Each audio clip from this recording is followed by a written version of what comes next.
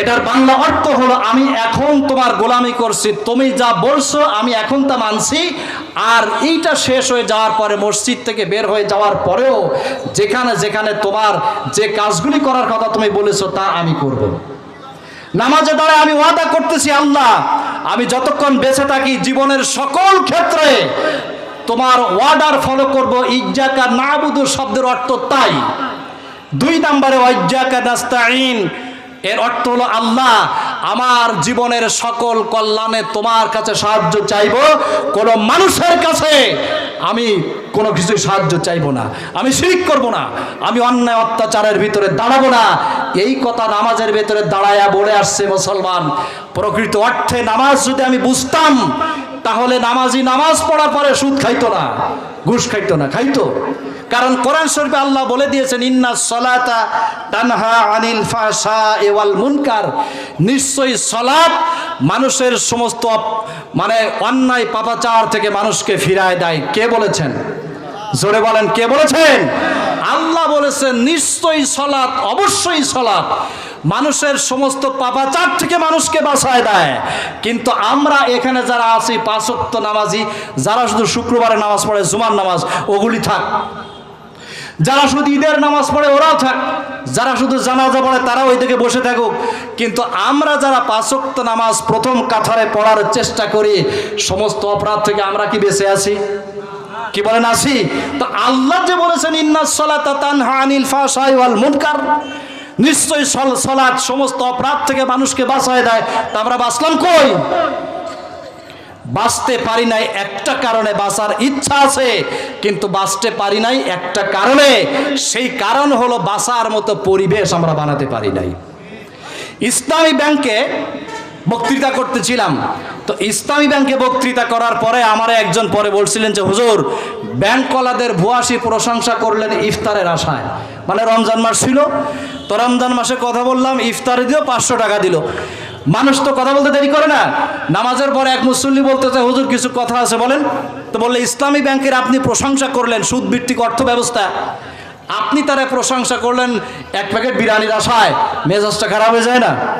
আমি সেখানে বোঝাই বলছিলাম দেখেন, একটা মানুষ পায়খানার ভেতরে ডুবে আছে, পুরো বডি ডুবে আছে। এখন এই মানুষটা পায়খানার ভেতর থেকে উঠতে গেলে তার গায়ে কিছু পায়খানা লাগবে না? তো ইসলামী ব্যাংকের অর্থ ব্যবস্থা হলো এই নিয়তে ইসলামী ব্যাংক প্রতিষ্ঠিত হয়েছে সুদমুক্ত একটি ইসলামী রাষ্ট্র ব্যবস্থা দেওয়ার জন্যে। কিন্তু ইসলামী ব্যাংক বিশ্ব ব্যাংকের আওতায় চলে। কি বলেন, চলে না? চলমান পৃথিবীর অর্থ ব্যবস্থা হচ্ছে সুদভিত্তিক অর্থ ব্যবস্থা। এই সুদভিত্তিক অর্থ ব্যবস্থার ভেতরে ইসলামী ব্যাংক সুদহীন অর্থ ব্যবস্থা দেওয়ার রূপরেখা প্রকাশ করেছে। তাদের ভেতরে সুদের হার কিছুটা কম, বিনিয়োগের হার বেশি অন্যান্য ব্যাংকের তুলনায়, কম না? কি বলেন? আছে কিন্তু পরিমাণে কম। চুক্তিভিত্তিক যে অর্থ রাখা হয়, টাকা রাখা হয়, এখানে আলোচনা থাকে আপনার টাকায় আমরা ব্যবসা করব, তো ব্যবসা করার পর লভ্যাংশ যা হয় তার একটা হার নির্ধারণ করা থাকে, কিন্তু লস হইলে মেনে নিতে হবে। এটা কি অন্য কোনো সুদভিত্তিক অর্থ ব্যবস্থায় আছে? তো যতদূর তারা এই বিপজ্জনক পরিস্থিতির ভেতরে সুদমুক্ত অর্থ ব্যবস্থা দেওয়ার চেষ্টা করেছে, চেষ্টা করতে গিয়ে এশিয়া মহাদেশের ভেতরে 3 বার প্রথম স্থান অধিকার করেছিল। আর 3 বার ইসলামী ব্যাংকগুলি বাংলাদেশ সহ এশিয়া মহাদেশের ভেতরে প্রথম স্থান অধিকার করায় সুদ ভিত্তিক অর্থ ব্যবস্থায় যাদের জীবন চলে তাদের সহ্য হয় নাই। এই কারণে গত 1.5 যুগের শেষ সময় এসে, প্রায় মধ্য সময় এসে ইসলামী ব্যাংককে ধ্বংস করে দেওয়ার জন্য এক পীর সাহেবকে লাগাই দিয়েছিল। ওই পীর সাহেব জানেন আপনারা? ওই যে নৌকায় পার হয়ে যাচ্ছিল, দাড়ি নেই, টুপি নেই, মস নেই, কিচ্ছু নেই, দরবেশ আব্বা। নাম কি কোন? দরবেশ আব্বা। কোথায় আব্বা এখন? ইসলামী ব্যাংককে ধ্বংস করার চক্রান্ত করেছিলে, মৃত্যু প্রায় ইসলামী ব্যাংকে রেখে গিয়েছিলে, এখন তুমি কোথায়? এদেশের অর্থ ব্যবস্থা আবার ঘুরে দাঁড়াবে ইনশাআল্লাহ। তার মানে ইসলামী ব্যাংকের সম্পূর্ণ প্রশংসা আমি করছি না, দালালি করছি না। সুদভিত্তিক পূর্ণাঙ্গ ব্যাংকগুলির তুলনায় সেখানে মানুষের অর্থের নিরাপত্তা বেশি রয়েছে। সেজন্য প্রিয় ভাই সব, ইন্না সলাতা তানহা আনিল ফাহশাই ওয়াল মুনকার, সালাত মানুষকে সমস্ত অপরাধ থেকে বাঁচায় দেয়, পাপাচার থেকে বাঁচায় দেয়। 10টায় আসবে উনি, 10টায় তখন বাঁচায় দিবে। সালাত মানুষের সমস্ত অপরাধ থেকে তখন বাঁচায় দিবে মানুষের রাষ্ট্র যখন পরিচালনা হবে কোরআনের আইন দিয়ে। ঘুরে ফিরে একই কথা, ঘুরে ফিরে একই কথা। কোরআনের আইন দিয়ে যখন রাষ্ট্র পরিচালিত না হবে, আপনি সুদের বাইরে, ঘুষের বাইরে যেতে পারবেন না। মাথায় যে টুপিটা আমি দিয়েছি, এই টুপির ভিতরে ঘুষের টাকা, সুদের টাকা লাগানো। যে মাইকটায় কথা বলছি, এই মাইকটার ভেতরেও দুষ্কৃতিকারীদের চক্রান্তে হারাম অর্থ লাগানো। যে কোরআন শরীফ প্রিন্ট হয়েছে, আপনারা আশ্চর্য হয়ে যাবেন।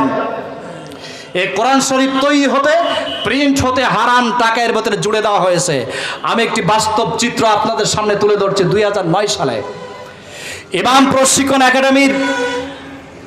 প্রশিক্ষণ একাডেমির ইসলামী যে ফাউন্ডেশন, আগারগাঁও ঢাকায় ইসলামিক ফাউন্ডেশনের হেড অফিস 2009 সালে 2016 সালে রিফ্রেশার্স কোর্স ছিল। যারা প্রশিক্ষণপ্রাপ্ত ইমাম তাদেরকে পুনরায় ওখানে আবার ফ্রেশ করা হয়। 5 দিন বা 7 দিন ব্যাপী একটি প্রশিক্ষণ দেওয়া হয় হেড অফিসে। আমি ছিলাম সেখানে। কিন্তু প্রশিক্ষণের এক সময় আপনার শুনলে আশ্চর্য হয়ে যাবেন যে মানুষ এত নিকৃষ্ট হতে পারে, এত জঘন্য হতে পারে। প্রশিক্ষণ চলাকালীনের এক সময় আমি ইসলামিক ফাউন্ডেশনের গোডাউনে গেলাম, 3য় তলায় সম্ভবত। সেখানে গিয়ে দেখি কয়েক লক্ষ কোরআন শরীফ অসহায় অবস্থায় পড়ে আছে। তাদের কভারগুলি একেবারে নিম্নমানের। একটা কোরআন শরীফ হাতে নিয়ে খুললাম, দেখলাম তার কাগজ দিয়েছে একেবারে নিম্নমানের কাগজ। কাগজটা একেবারে নিম্নমানের, পরিষ্কার না, ময়লা কাগজ। ছাপাগুলি ভালো না, বাইন্ডিং দুর্বল। চিন্তা করলাম ব্যাপারটা কি, ধারণা করলাম দুর্বল কোরআন শরীফ ছাপাইছে। ইসলামিক ফাউন্ডেশন ছিল, কিন্তু দুর্নীতিবাজদের আঁকড়ায় ইসলামিক ফাউন্ডেশন হয়েছিল দুর্নীতিবাজদের ফাউন্ডেশন। কথা বলেন ঠিক না? ওরা নাই এখন। স্যারকে জিজ্ঞেস করলাম, স্যার কোরআন শরীফগুলির এই দুর্দশা কেন? তিনি বলছিলেন আল্লাহর কাছ থেকে টাকা মেরে এনেছে ওরা। কার কাছ থেকে? বলছে কোরআন শরীফ যারা প্রিন্ট করেছে ওরা আল্লাহর কাছ থেকে টাকা মেরেছে। তো বললাম স্যার কারণটাকে একটু তাফসির বলেন। স্যার বলতে যে কোরআন শরীফগুলি 46 টাকায় প্রিন্ট করার জন্য তাদেরকে বরাদ্দ দেওয়া হয়েছিল। 46 টাকায় বরাদ্দ প্রিন্ট করলে তাদের প্রত্যেকটা কোরআন শরীফে সব খরচ বাদে 3 থেকে 4 টাকা থাকে, অনেক টাকা। কিন্তু এই কোরআন শরীফগুলো ওরা প্রিন্ট করেছে মাত্র 25 টাকায়। ক টাকায়? 25 টাকায় যখন প্রিন্ট করেছে, প্রিন্ট হওয়া কোরআন শরীফগুলি আর মরা মানুষ একরকম হয়ে যাবে না? তারা বলছেন এই কোরআন শরীফগুলি যে বাংলাদেশে দেওয়া হয়, সরকার পতনের জন্য কোরআন বিতরণ করাটাই যথেষ্ট হয়ে দাঁড়াবে। এই সৎসাহস ছিল না বলে সে কোরআন শরীফগুলি জনগণের সামনে আনে নাই। এর একটাই কারণ ছিল, ন্যায় বিচার ছিল না, সুশাসন ছিল না। এই কারণে কোরআন শরীফের কাছ থেকে তারা টাকা আত্মসাৎ করেছে। প্রিয় ভাই সব, কথার শেষের দিকে আমি চলে আসছি। এখন আমাদের কাজ হবে আল্লাহ সুবহানাহু ওয়া তাআলা আমাদেরকে সকলকে মিলে নিজের জীবন তৈরি, পরিবার তৈরি, সমাজ তৈরি, রাষ্ট্র তৈরির জন্য অর্ডার করেছেন। আল্লাহ কে বলেছেন? আল্লাহ বলেছেন। কে বলেছেন? আল্লাহ বলেছেন। আমরা বলছি? আমরা যখন আগে বলতাম ব্যক্তিগত জীবন কোরআন দিয়ে সাজাও, কোনো সমস্যা হতো না। যেই বলতাম পরিবার কোরআন দিয়ে সাজাও, কোনো অসুবিধা হতো না। যেই বলতাম সমাজ কোরআন দিয়ে সাজাও, আস্তে আস্তে বলতে হতো, জোরে জোরে বলা যেত না। যেই বলতাম আল্লাহর কোরআন দিয়ে রাষ্ট্র চালাও, সাথে সাথে ফোন আসতো, হ্যালো আমি ওসি বলছি। আসলে ওসি কি ভুয়া ওসি আল্লাহই জানে। ওয়াজের নামে রাজনীতি করা হচ্ছে, বন্ধ করে দেন। বক্তাকে গ্রেফতার করে থানায় পাঠায় দেন, এই পরিস্থিতি ছিল না? কি বলেন ছিল না? আপনাদেরকে কটাক্ষ করছি না, আপনাদেরকে ঘৃণা করছি না, আপনাদেরকে হেয় করছি না, আপনাদের সাথে শত্রুতা করছি না, আল্লাহর কোরআন হাতে নিয়ে মহব্বত করে বলছি, আল্লাহর কোরআনকে আসছে শুধুমাত্র মানুষের ব্যক্তিগত জীবন তৈরি করতে না, রাষ্ট্রীয় জীবন তৈরি করতে। যে রাসূল সুপারিশ না করলে আপনি কিয়ামতে জাহান্নামে চলে যাবেন, সেই নবী করিম সাল্লাল্লাহু আলাইহি ওয়াসাল্লাম মক্কা এবং মদিনার 12.5 লক্ষ মাইলের একক প্রেসিডেন্ট হয়েছিলেন। রাসূল রাষ্ট্রনায়ক ছিলেন না? রাসূল রাজনীতি করেন নাই? তা তোমার নবী যখন রাজনীতি করেছিলেন, কোরআন প্রতিষ্ঠার আন্দোলন তোমার রাসূল করেছিলেন। তুমি যদি কোরআন প্রতিষ্ঠার আন্দোলনের বিরোধিতা করো, কাফের হয়ে দুনিয়া থেকে বিদায় হতে হবে। কথা বলেন ঠিক না? কাফের হয়ে দুনিয়া থেকে বিদায় হতে হবে। কোরআনে কারীমের ভিতরে আল্লাহ সুবহানাহু ওয়া তাআলা বলেছেন, আফাতুমিনুনা বিবাদিল কিতাব, তুমি কি কোরআন শরীফের কিছু অংশ মানবে আর কিছু অংশ তুমি মানবে না? এমন জিন্দেগি যদি তোমার হয় তাহলে শোনো, খিজবুন ফিল হায়াতিদ দুনিয়া, দুনিয়ার জীবন যতদিন তোমার চলবে ততদিন অপমান লাঞ্ছনার সাথে তোমার জীবন চলবে। ওয়া ইউরাদ্দুনা ইলা আসাদ্দিল আযাব, এই 5 ওয়াক্ত নামাজি কিয়ামতের দিন শক্ত আযাব জাহান্নামের ভেতরে চলে যাবে। আমার প্রিয় ভাইরা, 25টা অপরাধের কারণে 5 ওয়াক্ত জামাতের সাথে নামাজ পড়া মানুষ 25টা অপরাধের কারণে নামাজ পড়ার পরেও জাহান্নামের ভেতরে চলে যাবে। তার একটা বড় কারণ হলো, সমাজে বহু নামাজি আছে কিন্তু কোরআন আল্লাহর রাষ্ট্র থেকে প্রতিষ্ঠিত হোক, নামাজ রাষ্ট্র থেকে প্রতিষ্ঠিত হোক এইটা চায় না, বরং তার বিরোধিতা করে। কোরআনে কারীমের ভিতরে আল্লাহ সুবহানাহু ওয়া তাআলা বলেছেন, আল্লাযীনা ইম্মাক্কান্নাহুম ফিল আরদ আকামুস সালাতা ওয়া আতুজ যাকাতা, আল্লাহ বলছেন শোনো, তোমাদের ভেতরে যাদের হাতে আমি রাষ্ট্রীয় পাওয়ার দান করব, আল্লাহ বলছেন যাদের হাতে রাষ্ট্রীয় পাওয়ার আমি দান করব, ক্ষমতায় যাওয়ার পর তোমাদের প্রথম কাজ থাকবে আল্লাহর কোরআনের আইন দিয়া সালাত প্রতিষ্ঠিত করে দিবে। কিসের আইন দিয়া? সালাত কোরআনের আইন দিয়া প্রতিষ্ঠিত করবে। মাল হিকমা ফিহি, এটার ব্যাখ্যা কি? এটার কারণ কি? এইটার কারণ হলো, সালাত প্রতিষ্ঠিত করে দেওয়ার অর্থ হলো, নামাজ প্রতিষ্ঠিত করে দেওয়ার অর্থ হলো রাষ্ট্রীয়ভাবে সমস্ত অপরাধ বন্ধ করে দেওয়া হবে। কি হবে? রাষ্ট্রীয়ভাবে যদি সমস্ত অপরাধ বন্ধ করে দেওয়া হয়, জনগণ কোনো অপরাধের সাথে জড়াইতে পারবে না। আমার প্রিয় ভাইরা, আমাদের এই দেশে এক সময় দাগ দেওয়া পলিথিন ছিল কিনা বলেন? দাগ দেওয়া পলিথিন ছিল। এই পলিথিনের বিপজ্জনক অবস্থা সেই সময় পার্লামেন্টে তুলে ধরার কারণে এই দাগ দেওয়া পলিথিন আজও নাই, কিন্তু তার থেকে বিপজ্জনক পলিথিন তো সমাজে আছে। কি বলেন? আছে না? কিন্তু দাগ দেওয়া পলিথিন নাই। এইটা আমি এই জন্য আপনাদের বললাম, সরকার যদি, রাষ্ট্র যদি আইন পাশ করে দেয়, জনগণকে তা মানতে হয়। রাষ্ট্র যে আইন পাশ করে দিবে, জনগণ মানা ছাড়ার কোনো উপায় থাকবে না। এই কারণে আল্লাহ পাক বলছেন, রাষ্ট্রীয় পাওয়ার যাদের হাতে দেওয়া হবে সরব। আর কাদের হাতে রাষ্ট্রীয় পাওয়ার দেওয়া হবে? আল্লাহ বলছেন, ওয়াদাল্লাহুল্লাযীনা আমানু ওয়া আমিলুস সালিহাতি লা ইস্তাখলিফান্নাহুম ফিল আরদ। আল্লাহ 2টা শর্ত দিয়েছেন, কান খুলে শোনেন। 2টা শর্ত আল্লাহ দিয়েছেন রাষ্ট্রীয় পাওয়ার হাতে পাওয়ার জন্য।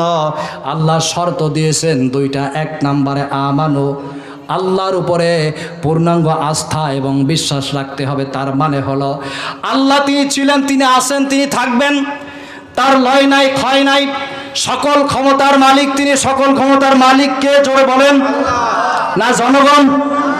আল্লাহ সকল ক্ষমতার মালিক তিনি। আমি যা করি তিনি দেখতে পান, রাতের অন্ধকারে যা করি তিনি দেখতে পান, দিনের আলোতে যা করি তিনি দেখতে পান। আমার জীবনের প্রত্যেকটা চিত্র আল্লাহর ইলমে ধরা পড়ে যায়। এই বিশ্বাস স্থাপন যে ব্যক্তি করবে তাকে মুমিন বলা হয়, তাকে ঈমানদার বলা হয়। 2 নম্বরে আল্লাহ বলেছেন রাষ্ট্রীয় পাওয়ার হাতে পাওয়ার জন্য 2 নম্বর শর্ত হলো আমলে সালেহ করতে হবে। তার মানে হলো, আল্লাহ পাক তোমাকে দুনিয়াতে যা অর্ডার করেছেন অর্ডারগুলি ফলো করতে হবে।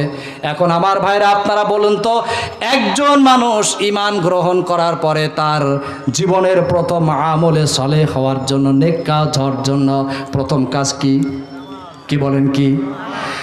ঈমান গ্রহণ করার পরে একজন মানুষকে আমলে সালেহের ভেতরে ঢুকতে গেলে, নেক কাজের ভেতরে ঢোকার জন্য প্রথমে তাকে 5 ওয়াক্ত নামাজ জামাতের সাথে আদায় করার চেষ্টা করতে হবে। এটা হলো প্রথম কাজ। এই কাজ আমাদের অনেকের নাই। এই কারণে ইসলামী রাষ্ট্র চাইতে পারবো কিন্তু হবে না, চাইতে পারবো কিন্তু হবে না।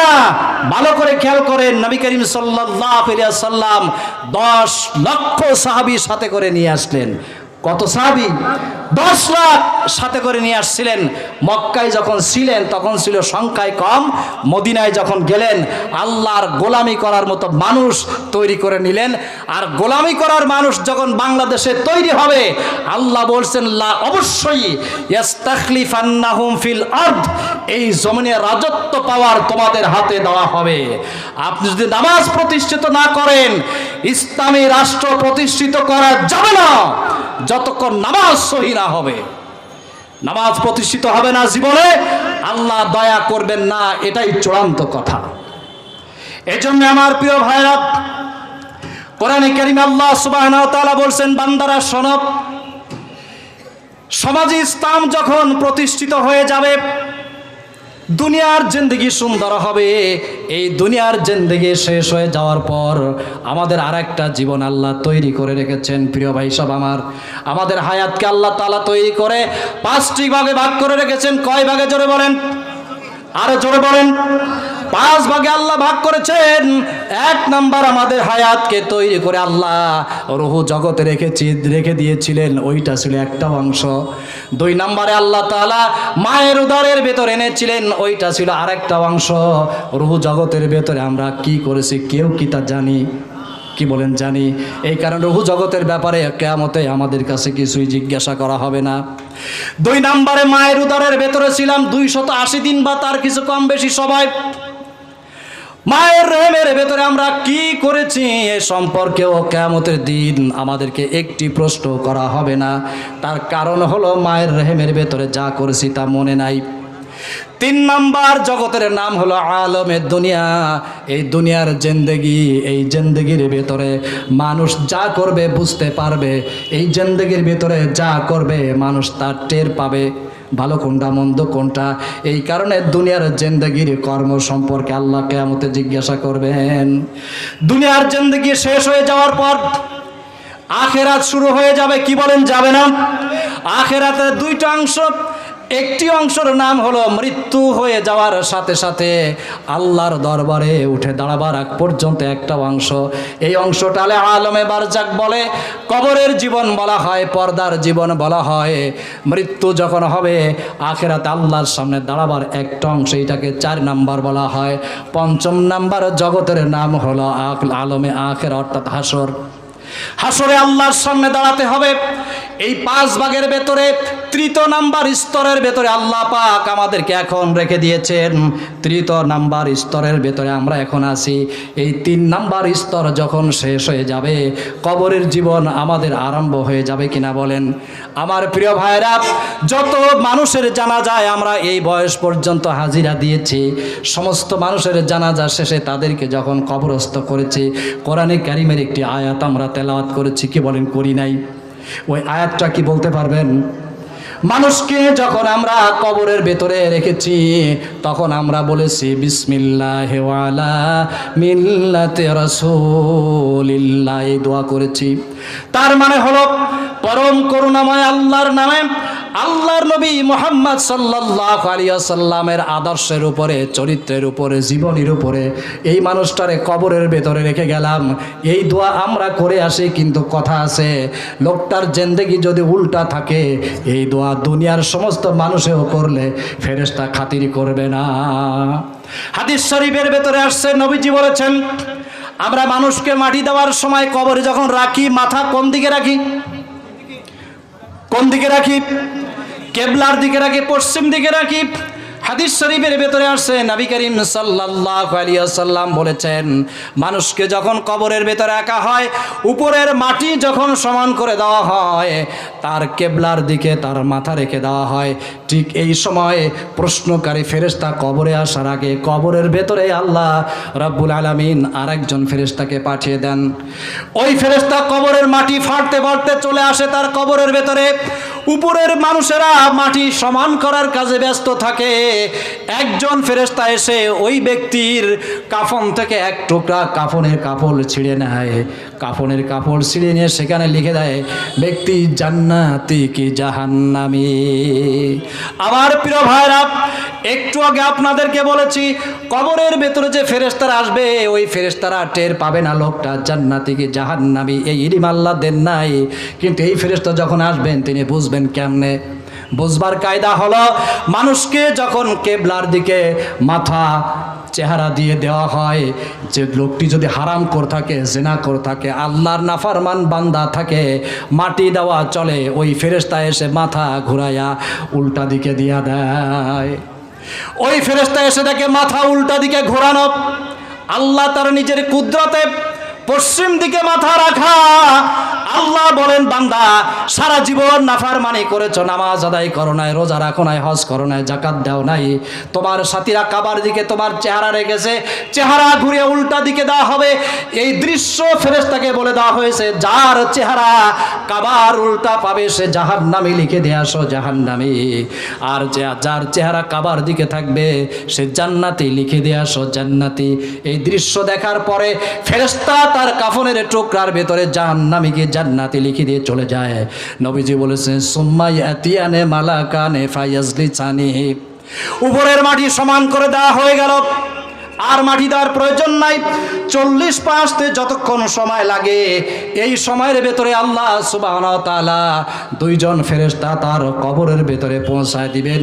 সুম্মা ইয়ানফাকু ফীহির রূহে, আল্লাহ বলছেন তখন তার দেহের ভেতরে রূহ ফুঁকে দেওয়া হবে, সে বসে যাবে, জিন্দা হয়ে যাবে। ইয়াজলিসানিহি, তাকে বসিয়ে দেওয়া হবে, তার কবরের ভেতরে বসিয়ে দেওয়া হবে। লোকটা যদি জান্নাতি হয়, আল্লাহর গোলামি করা বান্দা হয়, কবরের ভেতরে বসবার সাথে সাথেই সে এমন একটি দৃশ্য দেখতে পাবে যে পরিষ্কার আকাশে সূর্য অস্ত যাওয়ার দৃশ্য আল্লাহ তাকে দেখা দিবেন। ফেরেশতারা তার কাছে জিজ্ঞেস করবে মার রব্বুকা, তোমার রবকে, তোমার প্রতিপালককে। প্রতিপালক শব্দের অর্থ হলো, রব শব্দের অর্থ হলো সকল সৃষ্টি জগতের সব চাহিদা না চাইতে যিনি পুরা করেন তাকে রব বলা হয়। আমরা মানুষ, আমাদের সকল চাহিদা না চাইতে যিনি পুরা করেন তাকে রব বলা হয়। সুতরাং রবের গোলামি যে ব্যক্তি করবে সেই বলতে পারবে রব্বি আল্লাহ। রবের গোলামি যে করবে না সে কি বলতে পারবে নাকি? বলতে পারবে না। আমার প্রিয় ভাইরা, সূর্য অস্ত যাওয়ার দৃশ্য তাকে দেখানো হবে, সে ঘুম থেকে জেগে যাবে, দুটি চোখ সে মুছতে থাকবে। ফেরেশতারা জিজ্ঞেস করবে মার রব্বুকা ওমা দীনুকা ওমান নাবিয়্যুকা, তোমার রবকে, তোমার দিনকে, তোমার নবীকে। ওই ব্যক্তি ফেরেশতাদের কাছে বলবে ফেরেশতারা জোহরের নামাজ পড়ে ঘুমায়েছিলাম, ঘুম থেকে জাগতে পারি নাই, আসরের নামাজের সময় শেষ হয়ে যায়, আমারে দয়া করে এক লোটা পানি দাও, আমি ওযু করে নামাজ আদায় করি, ওই যে সময় শেষ হয়ে যায় তারপরে তোমাদের সাথে কথা বলছি। আল্লাহর নবী বলেছেন ফেরেশতারা তখন বলবে বান্দা দুনিয়ার লম্বা সফর শেষ করে কবরের জিন্দেগিতে আসছো, আলমে বারজাখের জীবনে চলে আসছো। বিশ্বাস যদি না হয় দুনিয়ায় থাকাকালীন তোমার গায়ে যে সুন্দর পোশাক ছিল ওইটা নাই, তোমার সাথীরা খুলে রেখেছে। আজকে তোমার দেহের ভেতরে বাজারের মার্কিন থান, বাজারের সাদা কাফন তোমার গায়ে জড়িয়ে দেওয়া হয়েছে। লোকটি নিজের দেহের কাফন টান দিয়া শিওর হবে, চতুর্দিকে তাকায়া মাটির কাঁচা দেওয়াল সে দেখতে পাবে, মাথার উপরে বাঁশের চালির বিছানো দৃশ্য দেখে সে শিওর হয়ে যাবে কবরের ভেতরে চলে আসছে। ফেরেশতাদের জবাব স্বয়ং আল্লাহ আসমান থেকে তাকে দেওয়ার জন্য সহযোগিতা করবেন। জোরে বলেন সুবহানাল্লাহ। এমন জিন্দেগি আমাদের হোক, আপনার চাই নাকি? ফেরেশতারা স্বয়ং যখন জিজ্ঞাসা করবে লোকটি তার জবান দিয়া বলবে রব্বি আল্লাহ, আমার প্রতিপালক, আমার রবের নাম হলো আল্লাহ। তারপরে জিজ্ঞেস করবে আমা দিনুকা, তোমার দিন কি ছিল, তোমার জীবন বিধান কি ছিল? সে বলবে আদ-দীনুনা ইসলাম, আমার জীবন বিধান, আমার ধর্ম, আমার জিন্দেগি যাপনের পদ্ধতির নাম ছিল ইসলাম। তারপরে সরাসরি আল্লাহর রাসূলকে দেখানো হবে। কয়েক রকমের হাদিস এখানে রয়েছে। আল্লাহর নবীজি বলেছেন সরাসরি তার কবরের ভেতরে আমার দৃশ্য দেখানো হবে, অথবা তার কবর থেকে মদিনাতুল মুনাওয়ারায় নবী করিম সাল্লাল্লাহু আলাইহি ওয়াসাল্লামের রওজা মোবারক পর্যন্ত একটি সুড়ঙ্গ বানিয়ে দেওয়া হবে। ওই ব্যক্তির চোখের পাওয়ার আল্লাহ এত বাড়াবেন যে বাংলাদেশের এই মাটিতে শোয়া স্বয়ং মদিনায় আল্লাহর রসুলের সুন্দর চেহারা লোকটি দেখতে পাবে। দৃশ্য দেখার সাথে সাথে বলবে হাদা নবিয়ুনা মুহাম্মাদুর রাসূলুল্লাহ সাল্লাল্লাহু আলাইহি ওয়াসাল্লাম। প্রিয় ভাইরা আমার, নবীজি বলেছেন প্রশ্ন এই পর্যন্ত হয়ে যাবে, বলার সঙ্গে সঙ্গে আল্লাহ ওই ফেরেশতাদেরকে বলবেন ফায়ুনাদি মুনাদিম মিনাস সামা, আসমান থেকে কে যেন ঘোষণা করে ফেরেশতাদেরকে বলবে আমার ফেরেশতারা আমার বান্দাকে আর বিরক্ত করো না, ফাফরিশু বিল জান্নাহ ওয়া আলবিসু মিনাল জান্নাহ, আমার বান্দার ফেরেশতার ভেতরে তার কবরের ভেতরে জান্নাতের ফরাশ বিছায় দাও, জান্নাতের সমস্ত নিয়ামত তার কবরের জিন্দেগির জন্য চালু করে দাও। জোরে বলেন সুবহানাল্লাহ। আল্লাহ আমাদের জন্য কবুল করেন, বলেন আমিন। 2 নম্বরে ফেরেশতারা বলবে, আল্লাহ বলবেন ফেরেশতারা অথবা কেউ বলবেন ফেরেশতারা আমার বান্দার জন্য জান্নাতের পোশাক এনে তার দেহের ভেতরে পরায়া যাও আর তাকে ঘুম পাড়ায়া দাও। আমার প্রিয় ভাইরা, কবরের ভেতরে 4 শ্রেণীর মানুষকে আল্লাহ জিন্দা রাখবেন। 1 নম্বরে নবী, জিন, নবীরা, সিদ্দিকিন যারা সত্যবাদী, সালিহিন যাদেরকে বলা হয়, শহীদ যারা হয়ে যায় আল্লাহ তাদেরকে কবরে জিন্দা রাখবেন, নবীদেরকে আল্লাহ জিন্দা রাখবেন, সাহাবীদেরকে জিন্দা রাখবেন। আর সত্যের পক্ষী যারা থাকে অর্থাৎ আমরা যাদেরকে সালিহিন বা পীর বলি, বুজুর্গ বলি, সাধারণ মানুষের ভেতরে যারা আল্লাহর প্রিয় বান্দায় পরিণত হয় আল্লাহ তাদেরকেও জিন্দা রাখবেন। তাছাড়া 5 নম্বরে যারা আল্লাহর প্রিয় বান্দা হবে এমন বহু বান্দাকে আল্লাহ কবরের ভেতরে ঘুমানো অবস্থায় রাখবেন, লাশও জিন্দা থাকবে, লাশ ভালো থাকবে। এখানে অনেক বর্ণনা আছে আর রূহ নামক কিতাবের ভেতরে ইবনে কাইয়িম রাহমাতুল্লাহ আলাইহি তিনি লেখেন যে কিছু জান্নাতি বান্দার কবরের ভেতরে তার লাশ পচে মাটির সাথে শেষ হয়ে যাবে, আবার কিছু মানুষের লাশ ভালো থাকবে, কিয়ামত পর্যন্ত এই অবস্থায় থাকবে, তাকে ঘুম পড়িয়ে রাখা হবে। কিয়ামত যতদিন না হবে কবরের ভেতরে জান্নাতি পরিবেশে বান্দা ঘুমায়া থাকবে। সর্বশেষ যেদিন পৃথিবী শেষ হয়ে যাবে, সৃষ্টি জগৎকে আল্লাহ পাক যখন ধ্বংস করে দিবেন, কিছুই থাকবে না, যখন ইসরাফিল ফেরেশতাকে আল্লাহ আবার বানাবেন নতুন করে, তিনি সিংহায় ফুৎকার দিবেন। সিংহায় যখন ফুৎকার দেওয়া হবে আল্লাহ সুবহানাহু ওয়া তাআলা তখন সূর্য বানাবেন নতুন করে, আবার জান্নাত বানাবেন, জাহান্নাম বানাবেন, জমিন বানাবেন, অর্থাৎ এই পৃথিবী আল্লাহ আবার নতুন করে বানাবেন। তাহলে আল্লাহ প্রথম বানাবেন সূর্য, জান্নাত বানাবেন, জাহান্নাম বানাবেন, পৃথিবী বানাবেন, আর পৃথিবীর ভেতর থেকে সমস্ত কিছুই আল্লাহ মাটির উপরে উৎকীর্ণ করে দিবেন। কোরআন শরীফে আল্লাহ বলেছেন ওয়াইদাল কুবুরু বুসিরাত, যখন সিংহায় ফুৎকার দেওয়া হবে তৃতীয়বার সর্বশেষ আল্লাহ এইগুলি তৈরি করবেন। সিংহায় ফুৎকার দেওয়ার সঙ্গে সঙ্গে কবরের ভেতরে যারা আছে, মাটির ভেতরে যারা আছে সব মাটির উপরে উঠে দাঁড়াবে। নবীজি বলেছেন হুফাতান উরলান, ওরাতান উরলান, মানুষ সব উলাঙ্গ উলাঙ্গিনী অবস্থায় থাকবে কিয়ামতের ময়দানে। আমার প্রিয় ভাইরা, মসজিদে নববীর ভেতরে রাসূল বক্তৃতা করতেছিলেন, সমস্ত মানুষেরা উলাঙ্গিনী থাকবে। মসজিদে নববীর পাশেই নবীজির থাকার জায়গা ছিল। হযরত আয়েশা সিদ্দিকা রাদিয়াল্লাহু তাআলা আনহা হুজরার ভেতরে শুনতেছিলেন নবীজির ওয়াজ। বক্তৃতা শেষ করে রাসূল আসলেন ঘরের ভেতরে, দেখেন হযরত আয়েশা কাঁদেন। জিজ্ঞেস করলেন লিমা তাবকি আয়েশা, আয়েশা কাঁদো কেন? আল্লাহর নবীকে হযরত আয়েশা সিদ্দিকা রাদিয়াল্লাহু তাআলা আনহা তিনি বললেন ইয়া রাসূলুল্লাহ, একটু আগে মসজিদে নববীতে আপনি বক্তৃতা করলেন কিয়ামতের ময়দানে সমস্ত মানুষকে আল্লাহ উলাঙ্গ উলাঙ্গিনী করবেন, খাতনাবিহীন অবস্থায় রাখবেন, পায়ের নিচে জুতা থাকবে না।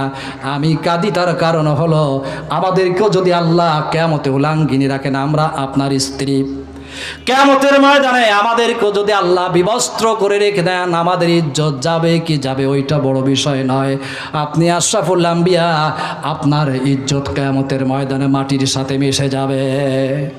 আল্লাহর নবী বললেন, আয়েশা দুশ্চিন্তা করো না, আল আমরু আসাদ্দুন আইয়ানজুরা বাদুহুম ইলা বাদিন। এই দুশ্চিন্তা তুমি করো না, কারণ কিয়ামতের ময়দানে মানুষ যখন উঠে দাঁড়াবে সমস্ত মানুষের চেহারা উপরের দিকে থাকবে, নাফসি ইয়া নাফসি বলে মানুষ চিল্লাইতে থাকবে, নিচের দিকে তাকাবার কোনো খবর মানুষের থাকবে না। তবে তোমাকে একটি সুখবর আমি শোনাই। আল্লাহ কোরআন শরীফে আমাকে বলে দিয়েছেন, নাহশুরুল মুত্তাকিনা ইলার রহমানে ওয়াফদা। যারা দুনিয়ার ভেতরে তাকওয়া অর্জন করবে, আল্লাহকে ভয় করে জিন্দেগি চালায়া কবরে চলে যাবে, হাসরের ময়দানে আল্লাহ পাক আমার এই তাকওয়াওয়ালা বান্দা বান্দি গুলিরে, আমার প্রিয় উম্মতদেরকে আল্লাহ জান্নাতের পোশাক পরায়া দিবেন। জোরে বলেন সুবহানাল্লাহ। আল্লাহ তার প্রিয় বান্দা বান্দিরে জান্নাতের পোশাক পরায়া দিবেন, জান্নাতের ঘোড়া তাদেরকে দান করে দিবেন, হেঁটে যেতে হবে না, পায়ের নিচে বেহেশতের জুতা পরায়া দিবেন, খালি পায়ে থাকবে না। এই অবস্থায় আল্লাহর দরবারে আল্লাহ তার বান্দা গুলিরে মেহমানের মতো দাঁড় করায়া দিবেন। আল্লাহ পাক তার বান্দাগুলিরে কিয়ামতের ময়দানে মেহমানের মতো দাঁড় করাবেন। নবী করিম সাল্লাল্লাহু আলাইহি ওয়াসাল্লাম বলেছেন, তখন হিসাবাই ইয়াসিরা। আল্লাহর নবী সারা জীবন দোয়া করতেন, বলতেন, আল্লাহুম্মা হাসিবিনি হিসাবাই ইয়াসিরা, আয় আল্লাহ তুমি আমার সহজ হিসাব নিও। নবীজি নিজে বলতেন। এটার অর্থ ছিল এই দোয়া রাসূলের জন্য ছিল না, এই দোয়া হচ্ছে আমাদের জন্য। আমরা যেন বলি, আল্লাহ হাসিবনি হিসাবা ইয়াসিরা, কিয়ামতে আমাকে জাহান্নামে দেওয়ার জন্য তুমি হিসাব চাইও না, দয়া করে মাফ করে বেহেশতে দেওয়ার জন্য সহজ হিসাব আমার কাছে চাইও। এই বান্দাগুলির কাছে আল্লাহ সহজ হিসাব চাইবেন। কি চাইবেন? এদিকে আসো, দাঁড়াও, দাঁড়ায় আছে। নামাজ পড়ছিলে? হ্যাঁ পড়ছিলাম, আমল নামায় আছে। এই ভালো কাজ করছিলে? হ্যাঁ করছিলাম, আমল নামায় আছে। এই কথাগুলি আল্লাহ জিজ্ঞাসা করে ফেরেশতাদের হাতে ছেড়ে দিবেন। ফেরেশতাদেরকে বলে দিবেন, আমার বান্দারে জান্নাতের দরজার কাছে নিয়ে যা, ঘোড়া যে দরজা দিয়ে আমার বান্দা বেহেশতে যেতে চায়, সেই দরজা দিয়ে আমার বান্দারে আমার জান্নাতের ভেতরে প্রবেশ করা দে। এইভাবে করে মানুষ মরে। আমাকারু আমাকার আল্লাহ ওয়াল্লাহু খায়রুল মাকিরিন। আল্লাহর চাইতে যুক্তি বুদ্ধি যতই খাটাও না কেন, মিথ্যা কথা এতই বলে মানুষ, একটা মিথ্যাকে ঢাকতে গেলে হাজার মিথ্যাও বলতে হয়, শেষকালে বাস্তবটা প্রকাশ পাওয়া যায়। যাই কিনা বলেন, লোকটি তখন বলবে, আল্লাহ আমি যা করছে হাতে যদি বলে আমি মানতে রাজি। হাত বলে দিবে, আল্লাহ ও যা করেছে তা সব ঠিক। হাত বলবে, আল্লাহ এই হাত দিয়ে তোমার এই বান্দা পরের সম্পদ নষ্ট করেছে, মানুষের হক নষ্ট করেছে, বিনা অপরাধে ক্ষমতার পাওয়ার থাকার কারণে এই হাতের কলমের খোসা দিয়ে জনগণের লক্ষ লক্ষ কোটি কোটি টাকা আত্মসাৎ করে বাংলাদেশের জনগণগুলিরে ভিক্ষুক বানায়া ছেড়েছে। হাত বলে দিবে, পা বলে দিবে, জিহ্বা বলে দিবে, শরীরের সমস্ত অঙ্গ প্রত্যঙ্গ সব কিয়ামতের ময়দানে বান্দার বিপক্ষে যখন বলবে, সর্বশেষ আল্লাহ ওই বান্দার চামড়ার কাছে জিজ্ঞেস করবেন। কার কাছে? জোরে বলেন, কার কাছে? প্রত্যেকটা মানুষের দেহের চামড়ার কাছে আল্লাহ জিজ্ঞেস করবেন, চামড়া এখন বল তো। চামড়া বলবে, আল্লাহ হ্যাঁ, এতক্ষণ তার দেহের অঙ্গ প্রত্যঙ্গ মাটি যা বলেছে সব সত্য। এই লোকটি তখন বলবে, অকালুলি জুলুদিহিম, চামড়া টান দিয়ে ধরে বলবে, লিমা সাহিত্য মালাই না, হায় রে আমার চামড়া, তুইও আজকে আমার বিপক্ষে আল্লাহর কাছে বলে দিলি, অথচ দুনিয়ায় যে আমি তোরে কত যত্ন করেছিলাম। চামড়া তখন বলবে, আল্লাহর বান্দা খামোকা আমাদের দোষ দিয়ে কোনো লাভ হবে না, তোমার দেহের সমস্ত অঙ্গ প্রত্যঙ্গ সব তুমি যা করেছো আল্লাহর কাছে ওপেন বলে দিয়েছে। অতু হাদিস আখবারাহ, এবং জমিনের উপরে যা করেছো সব বলে দিয়েছে। যে মহান সত্তা জমিনকে বলতে তার জবান দান করেছেন, তোমার দেহের সমস্ত অঙ্গ প্রত্যঙ্গ বলার জন্য জবান দান করেছেন, সে মহান আল্লাহ আমাকেও কথা বলার শক্তি দান করেছেন, আমি মিথ্যে বলতে পারবো না। এই মানুষের আর কোনো উপায় থাকবে না। এই পরিস্থিতির ভেতরে মানুষ যেন না পড়ে, জাহান্নামের ভেতরে যেন চলে না যায়। এই জন্য নবী করিম সাল্লাল্লাহু আলাইহি ওয়াসাল্লামকে এই ভয়াবহ কথাগুলি আল্লাহ বলতে বলেছেন। নবীজি তখন মানুষকে ডেকে বলেছেন, মানুষেরা শোনো, আমি যে কথাগুলি তোমাদেরকে বলি, সুদ খাইও না, ঘুষ খাইও না, জেনা করো না, মদ খাইও না, মানুষ হত্যা করো না, মানুষের হক নষ্ট করো না, কোনো মানুষের উপরে জুলুম করো না, নির্যাতন করো না, পরের হক নষ্ট করো না, অন্যায় অপরাধের সাথে জড়াইও না। এই যে কথাগুলি আমি বলি, হাদিহি সাবিলি, এই হলো আমার রাস্তা, আমার বলার কথা, আদউ ইলাল্লাহ, আমি এই কথাগুলি বলে মানুষকে আল্লাহর দিকে ডাকি, এই কথাগুলি বলে আমি মানুষকে আল্লাহর দিকে ডেকে নিয়ে আসি। এটি হলো আমার রাস্তা, আমার পথ। কার রাস্তা? আল্লাহর নবীর কাজ ছিল সারা জীবন মানুষকে হক কোনটা, মিথ্যা কোনটা, সত্য কোনটা, মিথ্যা কোনটা রাসূল খুলে খুলে বলে দিতেন, মানুষগুলিকে আল্লাহর দিকে ডাকতেন। এটি ছিল নবীর কাজ। কোরআনে কারিমে আল্লাহ বলেছেন, এরপর আল্লাহ তাআলা বলেছেন, রাসূলকে আল্লাহ বলেছেন, আনা ওয়া মান ইত্তাবাআনি, নবী তখন বলবেন আমি বলেছি, আর আমার কথা অনুসরণ করে বলার জন্য পৃথিবীতে এক শ্রেণীর মানুষকে আল্লাহ প্রস্তুত করে রেখে দিয়েছেন। কারণ রাসূল চলে যাবেন দুনিয়া থেকে, সত্যের বিধানগুলি মানুষের কানে পৌঁছে দেওয়ার জন্য, বলার জন্য মানুষের তো প্রয়োজন হবে, কি বলেন, হবে না? রাসূল তো চিরকাল থাকবেন। ১৫০০ বছর হলো নবী করিম সাল্লাল্লাহু আলাইহি ওয়াসাল্লাম এই পৃথিবী থেকে চলে গেছেন, কিন্তু রাসূল যে কথাগুলি বলতেন, যা শিখাতেন, সেই শিখানো, সেই কথা বলার মানুষ কি দুনিয়া থেকে বিদায় হয়েছে? কুনতুম খায়রা উম্মাতিন উখরিজাত লিন-নাস, আল্লাহ বলছেন এই মানব গোষ্ঠীর ভেতরে, তোমাদের ভেতর থেকে এক শ্রেণীর মানুষকে আমি বাছাই করব। যে মানুষগুলিকে আমি বাছাই করব একটি কারণে, তারা মানুষকে ভালো কাজের আদেশ করবে, ভালো কাজ শিখাবে, ভালো কাজের আদেশ করবে, খারাপ কাজ যেন মানুষ না করে এটা বন্ধ করে দিবে। এটা আল্লাহ বলেছেন। কে বলেছেন? সুতরাং এখন যারা রাসূল পৃথিবীতে নাই, এখন যারা নায়েবে রাসূল হয়ে রাসূলের কথাগুলি মানুষের কানে যারা পৌঁছায়, এদেরকে নায়েবে রাসূল বলে, রাসূলের প্রতিনিধি বলে, এদেরকে খয়রা উম্মত বলে। আল্লাহ তাদেরকে নির্বাচন করেছেন আল্লাহর এই পৃথিবীতে কোরআনের আয়াতের বাণীগুলি খুলে খুলে বলে দেওয়ার জন্য আল্লাহ নির্বাচিত করেছেন। সুতরাং আপনারা যারা কোরআনে কারিম থেকে হক আর বাতিল বলার সময়, সত্য কথাগুলি যখন বলা হয়, নেক কাজের কথাগুলি যখন বলা হয়, ভালো কাজের কথা বলা হয়, যেমন নামাজ পড়ো, রোজা রাখো, হজ করো, যাকাত দাও, এই কথা যখন বলা হয়, মানুষ এই কথা বলনেওয়ালাকে কেউ কিছু বলে, কেউ কিছু বলে না।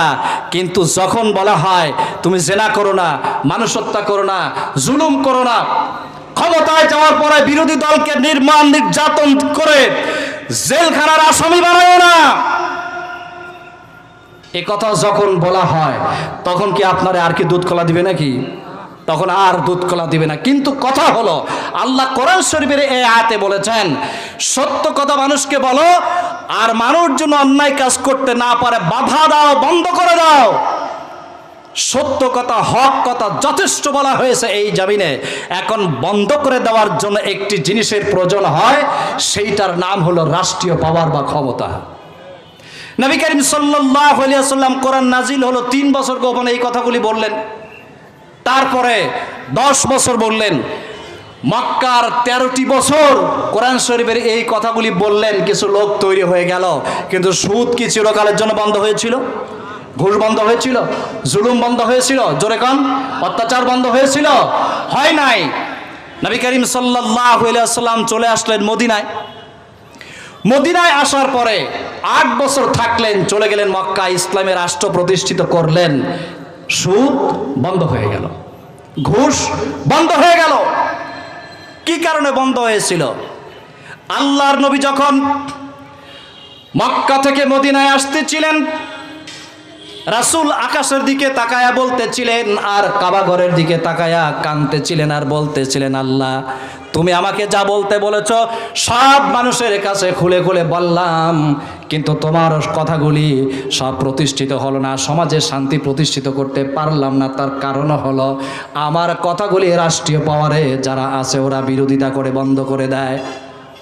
আমি যে কথাগুলি বলি, ক্ষমতার চেয়ারে যারা আছে ওই কথাগুলি প্রতিষ্ঠিত হতে দেয় না।